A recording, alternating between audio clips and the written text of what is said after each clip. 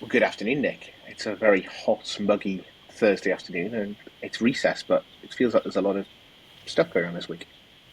Well, it might be hot and muggy where you are. I'm just looking out the window now, and it's only just stopped raining after about 7 years of rain. You So, see, you you see, don't make me regret living there. this is part of the problem. Uh, that we need levelling up to get more sunshine in the north and more rain in the south. Does that make it into the Labour manifesto? Andy Burnham might have called for that actually. But he wants more sun in Manchester, and the government are. Well, him and Sadiq Khan. Well, that'd be an interesting one, wouldn't it? If they were in charge of sun and rain and had to argue which one got which share of it.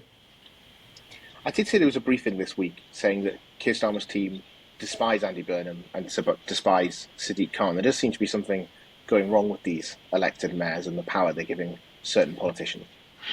Um, Despise is a strong word, which is often used by Labour Party members against each other. Um, I think. Do you know? I think one of the interesting things, and I know we talked about the ULEZ in London last time, but I think one of the interesting things here, this is really an example of localism in action, where it might be at odds with what the party is thinking nationally, or what its electoral interests are nationally, or what it perceives them to be. And it's a it's a really good example of the kind of tensions that might start being more common in politics if we have a stronger devolution package. And we've tended to see that conflict in a Scottish context, with conflict between the Scottish government and the UK government. But we might see it more in the English regions too in the future. Who knows? Well, of course, there's a whole Speaking of, host of new yeah, by-elections coming up. There's a whole host well, of new. yeah, just going to say, in the context of Scotland, yet another by-election coming up. Well, it feels like we've been talking about by-elections a lot recently. We had half a podcast on one last week. Yeah, and well, they're certainly keeping us in business and keeping candidates on their toes. Well, we know there's one by-election coming up, which is the Rutherglen and West Hamilton one, because of the recall petition against Margaret Ferrier, which frankly feels a little bit unfair, actually, if I'm honest. Given the crimes that people have committed in public life, I know what she did was stupid and daft, but you do wonder whether that's a proportionate sentence to lose your entire career over that. Although Well, I have there's to a lot. say, watching House of Commons TV, she was there in Parliament almost all the time, advocating for her constituents, and it does seem one of the slightly more on the mark. Sometimes these recall petitions, they're quite obvious what should happen, but it does feel like this is a almost slightly different case. And I'll go. Yeah.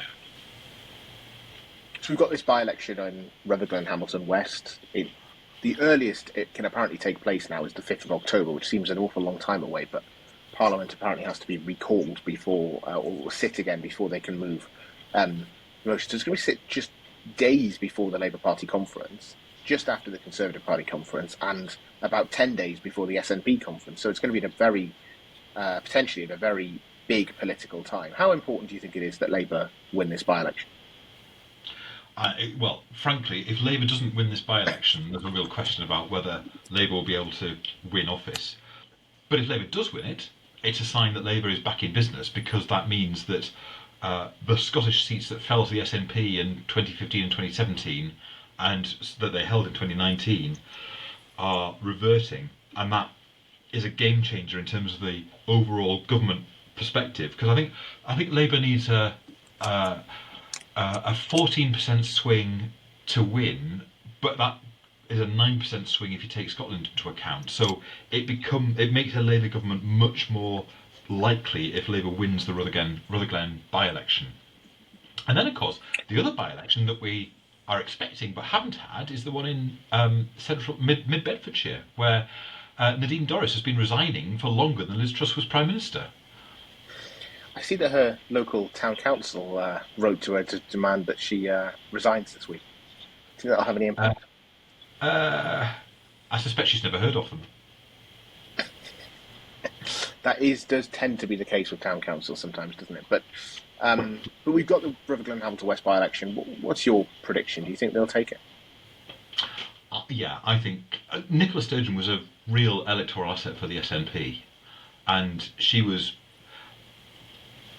There's a funny paradox, isn't there, in politics, that often a party's leader can be far more popular with the public than they are inside their own party. It's certainly been true of some of the Labour leaders in the past, and I think it was true of Nicola Sturgeon.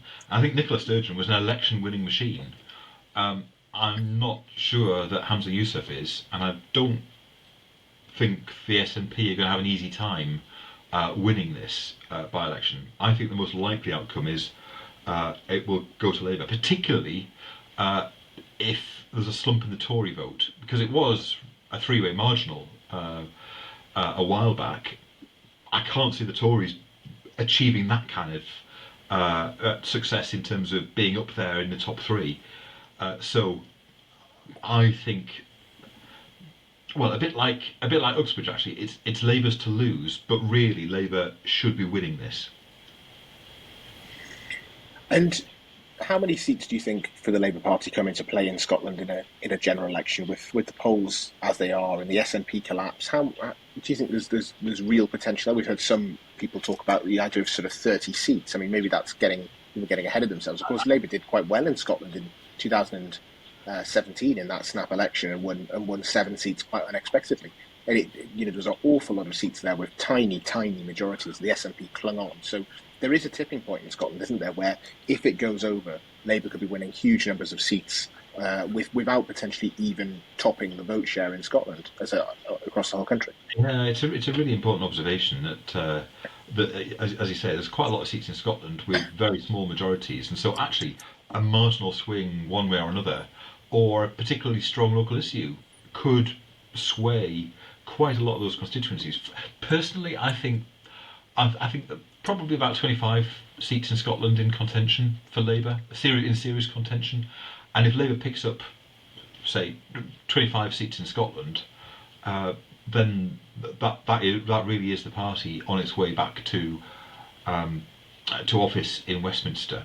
And what we'll see in Rutherglen, I think, is a bit of a dry run for some of the issues that will be fought out in the general election campaign in Scotland more in the year ahead. So do you think Labour MPs are going to be flying back from their holidays then and off to campaign in Rutherglen? I suspect it's the first place they'll go on holiday.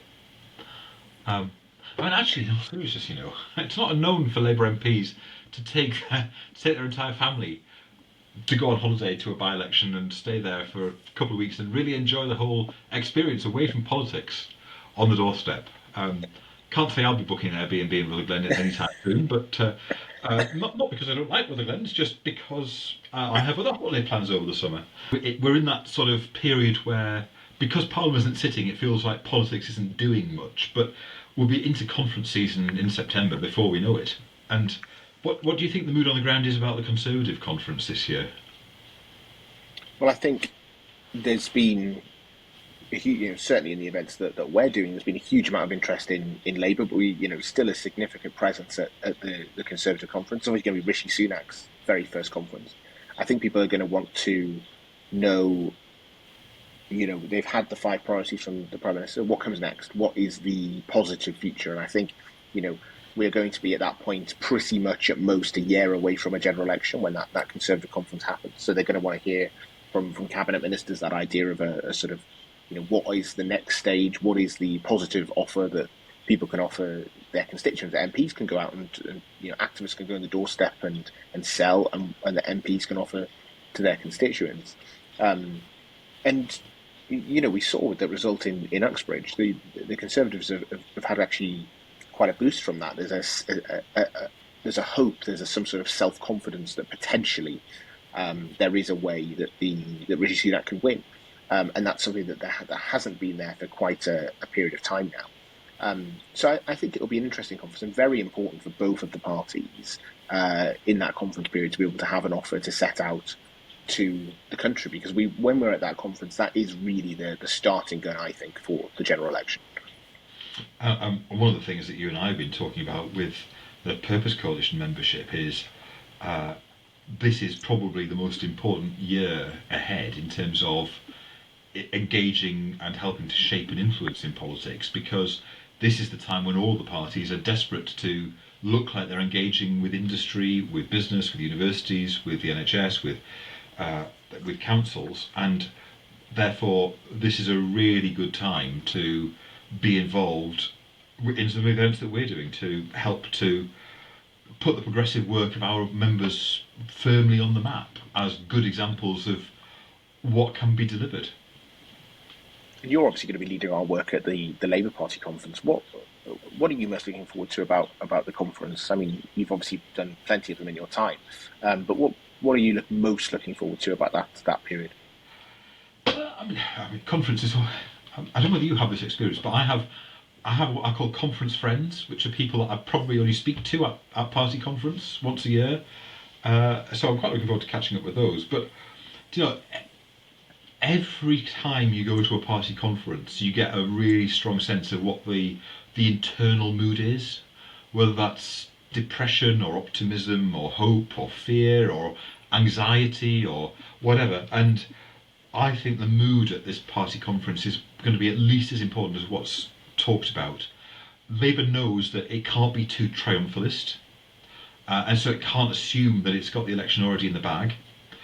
But at the same time, there's a lot of expectation from Labour Party members that Labour will start coming out with some more bold, radical policies. And actually, there's a bit of tension there between the party membership, who are calling for more in the expectation there's going to be a Labour government, and the party's leadership, who are saying, hang on, we haven't got the election won yet, so we need to be careful about this. And it's going to be quite interesting to see the dynamic that plays out with over the 3 or 4 days that we're in Liverpool together.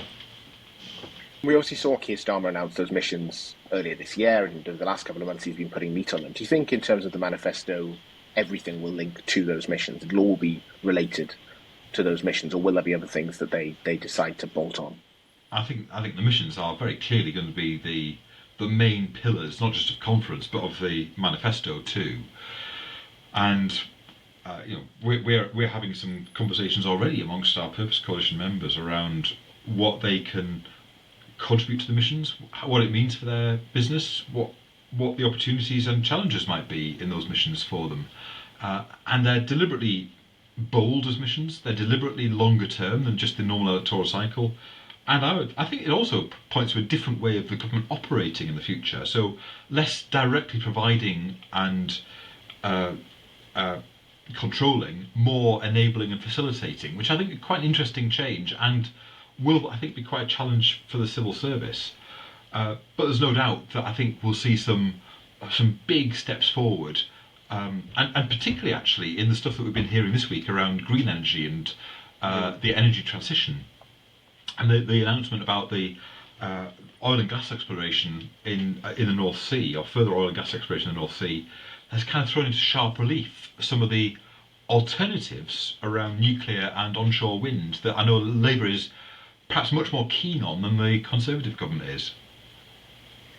There does seem to be a change in approach from both parties since the by-elections on this. Do you think?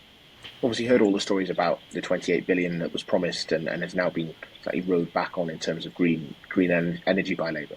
Do you think that's something where we're likely to see? I mean, as I said last week, one of the things I think that Keir Starmer and Ed Miliband have done very, very well is to tie the idea of energy security together with the cost of living and people's bills and the cost of those energy bills. So, do you think it's something where we're going to see more innovation, or are Labour concerned about the electoral impact that some of their green policies could have? Well, as we were saying last week, I think it's a danger to extrapolate from the ULEZ example in the recent Uxbridge by-election and assume that voters are opposed to all green policies when it comes down to it.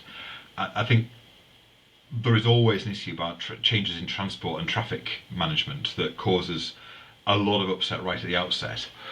You must have had a fair few of those in Newcastle. Oh my goodness, yes. I remember all of the fuss around Acorn Road in Jesmond, where we reduce the amount of traffic. In effect, to sort of pilot local traffic neighbourhoods before they became a real thing. And there was huge opposition from the shopkeepers in particular. And interestingly, a year or so later, uh, when the local paper went back and spoke to them, they all said, actually, businesses picked up this was the right thing to do. Uh, so, these things, I think, on the whole, can be positive, but it's the fear of change often. But you're right, framing the net zero agenda not in terms of global issues on the planet, which feels a bit remote, but framing it as reducing your household energy bills, uh, keeping your home warmer for longer, those kind of things, I think, will make a real difference in terms of how they're perceived by the public. Yeah, and I, as I say, I think on that you make a really good point about the global side of things. And people will so often say when you talk about climate change, well, there's no point of doing it in Britain because other countries are polluting more than us. But actually thinking about it in terms of energy bills and the cost of energy and energy security is a really good way of looking at it, and a really important thing for the country. We And I know saw that last year. the energy security issue is one that is really on people's minds at the moment. And I think we've got some big questions around nuclear and onshore wind in particular. In nuclear power generation, we know that our current nuclear state is well past its sell-by date, so we're going to have some serious decisions about investing in that longer term. And I thought it was really significant that in his conference speech last year in Liverpool, Keir Starmer talked about, I think I counted him saying nuclear power 9 times in his speech. It was, he really majored on it. And to a Labour audience, that's quite an important thing because there can be a bit of a sort of reaction against nuclear power in some Labour quarters, but absolutely clear that nuclear is part of the answer. And then, of course, onshore wind, which the current government has been really reluctant to do anything about. But I think we've we're in danger of losing the window in terms of international expertise on offshore wind, and it feels odd that we've got such an obvious solution on our doorstep, but we've just not been prepared to implement it. And that point on nuclear, there's been obviously a huge step change since Jeremy Corbyn was leader of the party just a couple of years ago. Do you think that's, Labour's promised things like GB Energy? How do you think that plays in? How does a Labour government, where there's not going to be huge amounts of public money, put that into practice? Well, I mean, Labour's going to have to think tactically and strategically about how to make sure that every penny of that 28 billion or however much is actually in that ring fence budget for net zero is spent. And I suspect very little of it will go on direct funded projects. A lot of it will be leverage to get, because there's a lot of money in pension funds and venture capital funds in private finance that could be invested here if it's structured in the right kind of a way. And I think one of the questions that is worth thinking through from a business point of view is what are the opportunities that we could help to shape around long-term investment propositions which generate a return over a period of time. And why wouldn't we want to invest in decarbonising our energy supply? Because it has an overall impact on the environment in a positive way. It develops skills, creates jobs in new sectors, which are going to be important for the future of the economy here and for future generations. And it means that we're making the most of resources available, and particularly in terms of some of the longer term pension fund investments, helps to create that sustainable future for people in retirement too. So, for all those reasons, and because genuinely I think there's an opportunity for Britain to share its expertise here internationally, I think if it's framed in the right way, broadly, green energy can be seen as a vote winner, not a vote loser. And it's fascinating to look at other countries around the world, like America and Australia, where you see much more of a backlash going on now against things like fossil fuels and coal mining and so on. And there's almost a sort of not just climate change denial, but a sort of real rejection of the need for change, and we saw that most obviously in America until fairly recently. Joe Biden really put America on the map in terms of in effect a Green New Deal, which is in stark opposition to his predecessor. Well, his predecessor's been in the news a fair bit this week, hasn't he? It's one of the strange things about politics. I mean, it's I just don't quite understand how Trump can have so many indictments made against him and continue to gain in popularity. I just don't. But we saw this week there's a poll out with him miles ahead, according to those opinion polls, despite everything that has happened. It's yeah, and I genuinely think that part of the problem is that in America, you've got in effect two opposing tribes who almost entirely get their media information from within their own bubble. So they never see what the other side sees, and they don't have any points of connection at all. And so, in effect, they can look for the evidence that proves their own thought processes. And at least in this country, although it's not without its faults, we do at least have state broadcasting through the BBC and Channel 4, both of which have a requirement to provide balance. And that is kind of an anchor point for people right across our political spectrum in this country that is, I think, actually really important, given there are so many different ways in which people can get their news and information. And it's one of the things that genuinely, I think, as a country, gives us the same starting position in terms of understanding our world. Yeah, and that's absolutely right. Actually, I saw really interesting interview with Keir Starmer where he was talking about how he has those cross-party friendships, people who he's been friends for years with, new friends who are conservatives, and actually that's just something you would never see in America. You just don't have those same kind of, because there is such a big divide. There's two different viewpoints on the world, and it's a blessing, I think, that we don't have that in this country.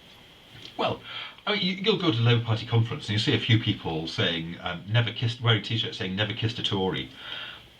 I wish I could say that was true of me, but hey, probably not. And I think politics can be a bit too tribal in those terms. I think, if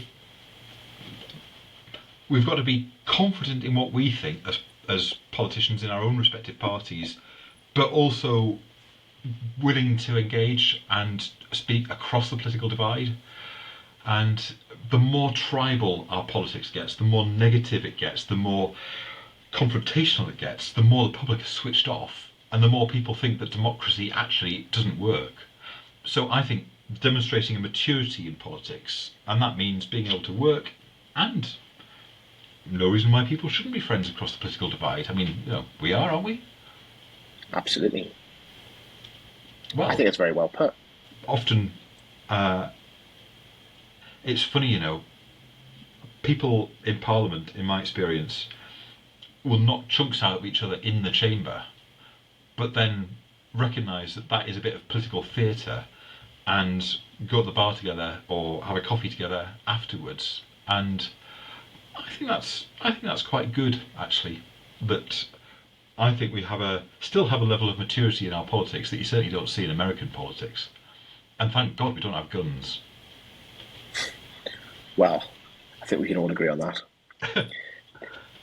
Nick, it's been really good to talk today, as always, and I think we've covered quite a bit of ground there in 25 minutes. It's been good. We've talked about by-elections, green energy, all sorts, and I look forward to doing this again soon. Yeah, well, have a good summer, and any holiday plans for the next few weeks? Oh, I'm off. I'm off away next week to Italy, so that should be very lovely. nice. Well, I'm going to Brussels for a few nights, so not been to Brussels for a very long time, but I'm very much looking forward to trying some of the beers in specific glasses, because it's actually a crime in Brussels to serve the wrong beer in the wrong glass. Is that true? Yes. And that's a Belgian law, not an EU law for any Eurosceptics listening into the podcast. That is extraordinary, really. So every bar that you go into that sells 150 beers will have 150 plus different types of glass. And part of the fun Wow. is trying to match the beers to the glasses, because you say, oh, I want to drink out of a glass that's shaped like an elephant. Which beer's that? Very good. Well, Yeah. it's been good to talk, and look forward to catching up soon. Have a good holiday. Take care.